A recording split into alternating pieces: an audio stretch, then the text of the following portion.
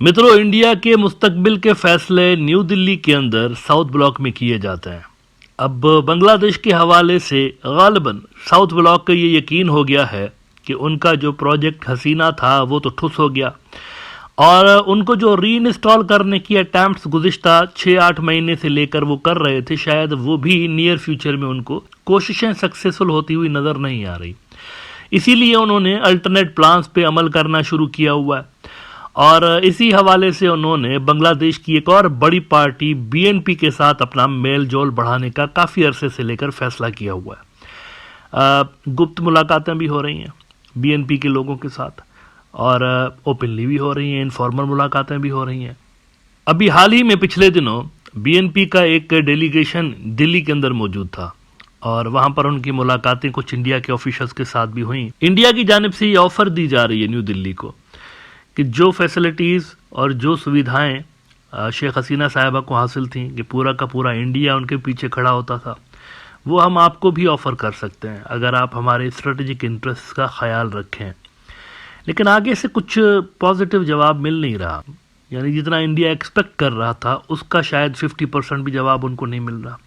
इसकी वजह यह है कि बीएनपी के ताल्लुकात चाइना के साथ भी बड़े ही ज़बरदस्त है।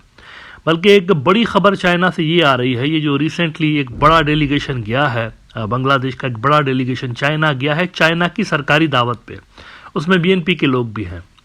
तो वहाँ से बीएनपी वालों ने गालिबन एक पॉलिसी स्टेटमेंट जारी की है कि वो अगर पावर में आ गए या अगर उनकी हुकूमत होती है तो किस तरह के फॉरेन रिलेशंस होंगे बांग्लादेश के, और बांग्लादेश की फॉरेन पॉलिसी का सेंट्रल पिलर कौन सा मुल्क होगा। इस हवाले से एक पॉलिसी स्टेटमेंट वहाँ से जारी कर दिया गया है। बीएनपी ने एग्जैक्टली उलट बात की है, जो शेख हसीना बात करती थी ना, उसकी एग्जैक्टली उलट बात उन्होंने की है। उन्होंने कहा कि हमारे 3 तरफ से एक बड़े मुल्क का बॉर्डर है, और हम चाहेंगे जब हम पावर में आएंगे तो हम चाहेंगे कि इसको बैलेंस करें, इस चीज़ को बैलेंस करें, और चाइना को हम प्रायोरिटी देंगे। अब ये शेख हसीना की पॉलिसी के बिल्कुल उलट है। आपके इल्म में होगा, अपने इक़्तिदार के आखिरी दिनों में शेख हसीना साहिबा ने ये स्टेटमेंट दिया था तीस्ता के प्रोजेक्ट के हवाले से। ख़ास तौर पर वो सिग्नल था, असल में सिग्नल था कि China is ready but I want India to do this project. वो असल में सिग्नल था, सियासी सिग्नल, कि मैं चाहती हूँ कि इंडिया के साथ हमारे जो टाइज हैं वो ज़्यादा डेवलप हों। चाइना तो रेडी है लेकिन मैं प्रायोरिटाइज इनको करती हूँ, इनको मैं ज़्यादा प्रेफर करती हूँ इंडियंस को। अब मजीद बीएनपी वालों ने चाइना में क्या बातें की हैं, इसके लिए आप बिजनेस स्टैंडर्ड की ये रिपोर्ट देखिए। Will prioritize deepening strategic diplomatic relations with China if elected. China हमारी प्रायोरिटी होगी, बीएनपी ने अनाउंस कर दिया।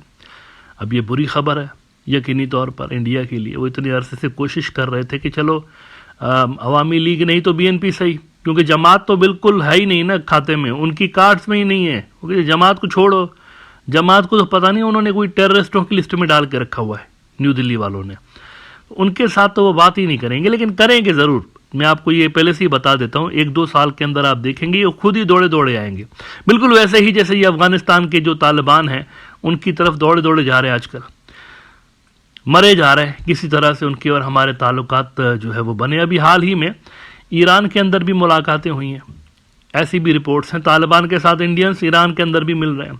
तो नरेंद्र मोदी बेसिकली झूठ बोल रहा था भक्तों के साथ कि आतंकी सरकार नहीं चलेगी, झूठ बोल रहा था। यहाँ पर भी जमात इस्लामी जो बांग्लादेश की है, आप देखेंगे जब ये सरकार बनेगी ना, जमातियों का रोल होगा उसके अंदर। अपनी नहीं बनाएंगे तो कोलिशन में होंगे, तो ये दौड़े दौड़े जमातियों के पास भी जाएंगे कि नहीं पुरानी बातें भूल जाइए, आइए मिलके काम करते हैं, जिसे तालिबान को आजकल कह रहे हैं। तो इनके पास ले देकर बीएनपी का एक ऑप्शन बचा हुआ है इंडियंस के पास, और ये उसी ऑप्शन पे काम कर रहे हैं, लेकिन कोई रिजल्ट हासिल नहीं हो रहा। कह रहे हैं कि 21 member Bangladesh friendship delegation led by Moin Khan attended the meeting at the foreign affairs office of the people's government of Yunnan province. अच्छा, वैसे इंडियन मीडिया इस पे इतना ज़्यादा नहीं लिख रहा इस विजिट पे। मैं इस विजिट को बड़ी इंपॉर्टेंस दे रहा हूँ, ये कोई आम विजिट नहीं है। चाइना की जानिब से इनवाइट करना ये अपनी नौयत की पहली विजिट है इस तरह की। ये आपको मज़ीद शो कर रहा है कि चाइना तमाम पॉलिटिकल जो प्लेयर्स हैं बांग्लादेश के उनके साथ इंगेज्ड है। तो ये वाली जो विजिट है आपको इंडियन मीडिया में नज़र नहीं आ रही कुछ खास, लेकिन इंडिया के जो पॉलिसी मेकर्स हैं साउथ ब्लॉक वाले, वो केयरफुली स्टडी कर रहे हैं इसको कि यहाँ पे क्या क्या बातें हो रही हैं। क्योंकि ये फ्यूचर के बांग्लादेश से रिलेटेड है कि इलेक्शंस के बाद का बांग्लादेश कैसा होगा, उसकी पॉलिसीज कैसी होगी, उसकी झलक एक नज़र आ रही है। यहाँ पर वो मोइन खान साहब को कोट करते हुए कहते हैं कि it's simple that we are in a geographical position where on 3 sides we are encircled by a big and powerful country. Ground relative की बात कर रहे हैं, इसमें कोई मेरे ख्याल से प्रेफरेंस से भी ज़्यादा आप कह सकते हैं कि वो असल बात कर रहे हैं कि सिचुएशन क्या है ग्राउंड पे। 3 तरफ से वो कह रहे हैं इंडिया है।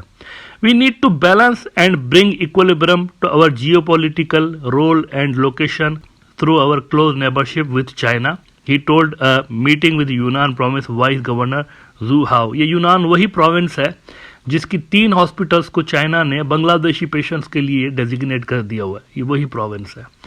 तो उनके गवर्नर के साथ भी इनकी मुलाकातें हुई हैं। मजीद उन्होंने कहा, I sincerely wish as in the past China will continue to offer its fullest support to Bangladesh and its people if our party BNP along with our allies. देखिए ये वही बात है जो कि मैं यहाँ पर करता रहा हूँ कि फ्यूचर की जो गवर्नमेंट है वो मुझे कोलिशन में नजर आ रही है। कोई एक पार्टी नहीं होगी जैसे शेख हसीना की पार्टी थी, इसमें 3-4 पार्टियां होंगी और बाकी इसमें कोई तगड़ी किस्म की अपोजिशन भी हो सकती है, लेकिन हुकूमत जो होगी वो किसी एक पार्टी की नहीं होगी। ऐसा महसूस हो रहा है ग्राउंड की जो सूरत हाल देखकर, रिपोर्ट्स जो आ रही हैं ग्राउंड से वो यही बता रही हैं।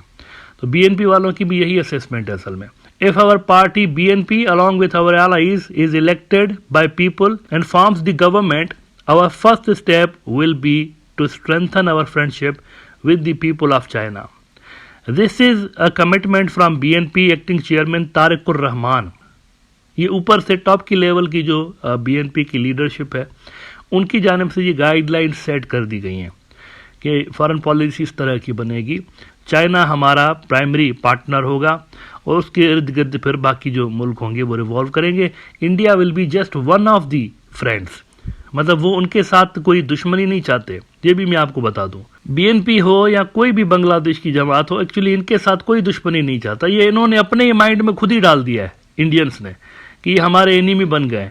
ऐसा किसी भी पॉलिटिकल पार्टी का माइंडसेट है ही नहीं बांग्लादेश के अंदर कि इंडिया के साथ दुश्मनी चाहिए। अच्छा, मेरी बात होती रहती है, मुख्तलिफ पार्टी के लोगों से होती रहती है, जमातियों के साथ भी जब मेरी बात होती है वो भी यही कहते हैं कि यार इनके साथ दुश्मनी क्यों चाहेंगे हम लोग। जो कॉमन फैक्टर नज़र आता है सबके अंदर वो ये नज़र आता है कि ये इक्वलिटी की बुनियाद पे चाहते हैं कि जैसे हम इनके साथ अच्छा बर्ताव करते हैं ये भी वैसे ही करें।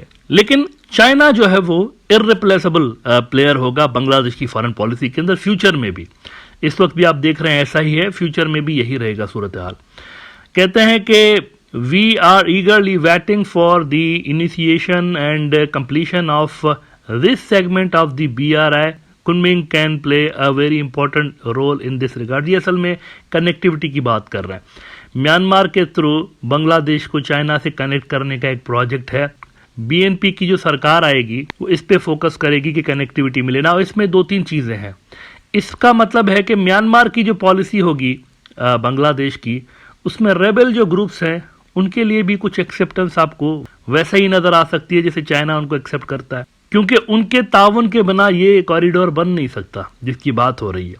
तो यहाँ पर थोड़ी सी आपको बीएनपी वालों की जो म्यांमार पॉलिसी है वो भी नज़र आ गई कि किस तरह की होगी, और चाइना पॉलिसी उनकी किस तरह की होगी वो भी नज़र आ गई। और ये दोनों जो उनकी पॉलिसीज़ होंगी वो बिल्कुल वैसी नहीं है जैसी इंडिया चाहता है, ये डिफरेंट है।